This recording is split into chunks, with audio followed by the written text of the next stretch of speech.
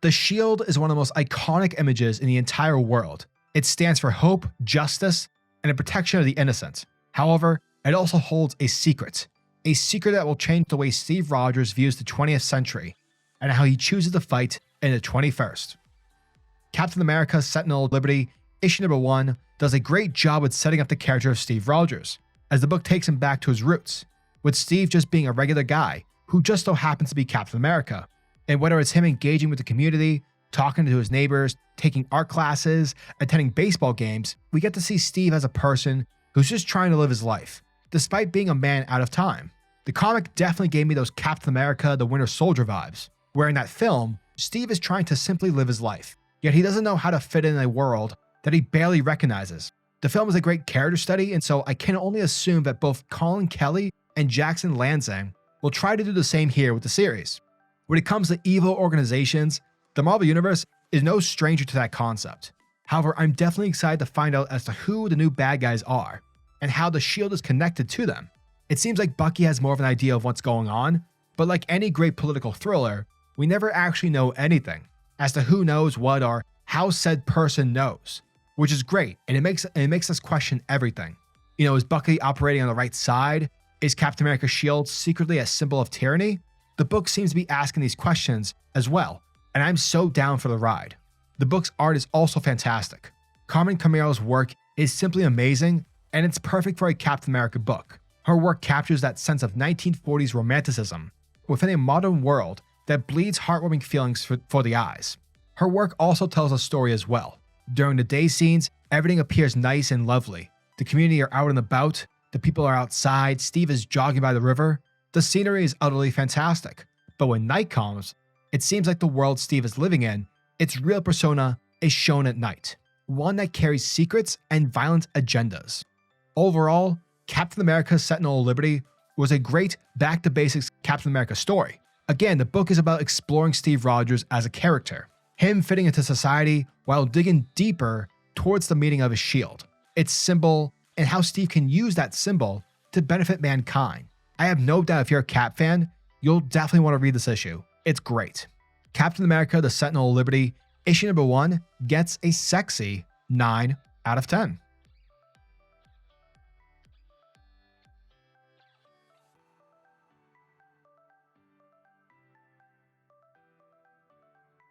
Our story begins in the year of 1941, at a place called The Forge, where a man is currently forging a shield, one which seems to resemble Captain America's.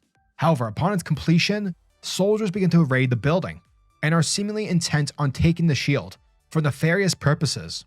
Next, we pick up in the modern day, where a splash page is given to us, capturing all the iconic moments over the course of Steve Rogers' history as Captain America. And we also get some narration from Steve, where he tells us what he knows when it comes to being Captain America. He knows war, he knows about friendship, and he knows the mission, standing for those who can't stand for themselves. The basic message and mission that is Captain America. However, the thing that he doesn't know is everything else. Who or what Captain America is if he isn't on the battlefield fighting. And that's what takes us to the Lower East Side of Manhattan, where Steve is getting the keys to his new apartment. Which, fun fact, it's where Steve used to live way back in the day, before becoming Captain America. So yeah, the more you know. Brooklyn. Now Steve here is of the mindset that with Sam Wilson being Captain America and doing his thing, Steve thinks that this is a perfect time to find himself, to familiarize with his roots. To which we get another splash page where a montage of events depict the average day for Steve Rogers Captain America. Whether it's Steve taking a jog around New York City, engaging with the community, letting the younger generation play around with his shield, we're simply getting the basics, but we're also getting an understanding on what Steve thinks of the shield itself and what it symbolizes. And to him, the shield reminds him of the greatest lesson he ever learned ever since he woke up from the ice. That being the shield belongs to everyone. And from there, through the eyes of Steve Rogers, we get to see the hero take up some art classes at his local community college, along with him having some friends and going out to social events. Events that have nothing to do with superheroes, or anything of superhero relation. Heck, we even catch a glimpse of Steve teaching his next door neighbor on how to defend himself from school bullies. And at night, Steve is shown to be hanging out via radio with his old war friends, who have dubbed the name Radio Company. It's essentially their version of Xbox. Now while the group are listening in, talking to Steve about his birthday, which is tomorrow on the 4th of July, you know, the birth of America, no big deal, That's when Steve and the group catch someone talking in code. Someone unknown is saying random numbers via their conversation. Thus, Radio Company assembles. And after the four of them manage to use each of their respected skills in decoding, that's when Steve is given the answer, the message on what is being said. And in the shape of a star, the message reads, opening move, Revolution, New York City. So yeah, apparently something is about to go down tomorrow night. Therefore, as always, Steve Rogers suits up as Captain America. And unlike how he spends his days as a normal civilian, this is where Cap finally feels normal. This is where he feels comfortable and where he feels his truest self, where he's suited up as Captain America and where he gets to wield the dream, the American dream. Thus, we pick up the following night at New York City's 4th of July parade. And perching on top of a rooftop, we have Captain America and Bucky Barnes, as the two are scouting out the area, making sure nothing is out of place. Now, apparently the duo have been guarding this post for the past 7 hours. However, that doesn't bother Cap, because he's a guy who's not willing to take any chance, especially since 8.5 million people live in New York City. Even when it's his birthday, Cap is willing to do whatever it takes to save a life. Suddenly, through his sniper scope, Bucky is able to locate a fireworks barge that's traveling through the East River. However, the signal that he picks up is antimatter explosive tech, which is pretty bad.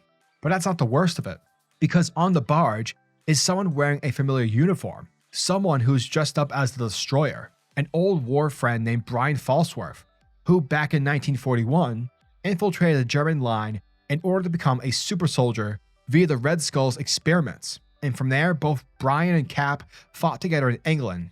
Now, sadly, Brian died way back in 1953. However, he managed to leave behind a legacy of heroes.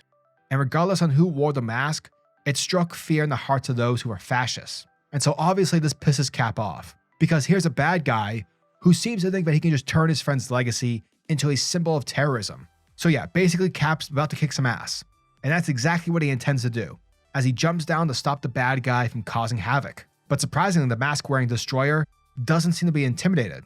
Thus, he declares that tonight will be the true start of the 21st century, for the revolution is coming, and that this whole city is going to burn. And so, the Destroyer makes it a party, as his eyes begin to shoot out lasers. Now, Cap is able to block the attack, but the lasers are giving him a pounding. Thereby, Bucky Barnes prepares to take a headshot, but the villain catches whiff of the Winter Soldier's presence. And so from there, the bad guy jumps up from the barge and lands on top of the floating blimp where Bucky is positioned. And the fact that this guy can jump that high is pretty ridiculous. And so after shocked by what he sees, Steve races across the city in order to find a way to help Bucky. And while Bucky and the Destroyer are kicking and punching each other in the face, Cap eventually finds and borrows a blimp in order to float him upward. Eventually, Cap is able to assist his friend, and like a badass mofo, he throws his shield, hitting the bad guy right in the head. Now, this gives Bucky the chance to get a headshot, but Cap tells him no, as he deflects the bullet, because obviously he wants to find out on who this guy is and who he's working for. You know, typical stuff that superheroes do. And so after punching the bad guy in the head, Cap takes the device from his hand, and from Steve's perspective, the humming sound from the device sounds a lot like something from Dimension Z.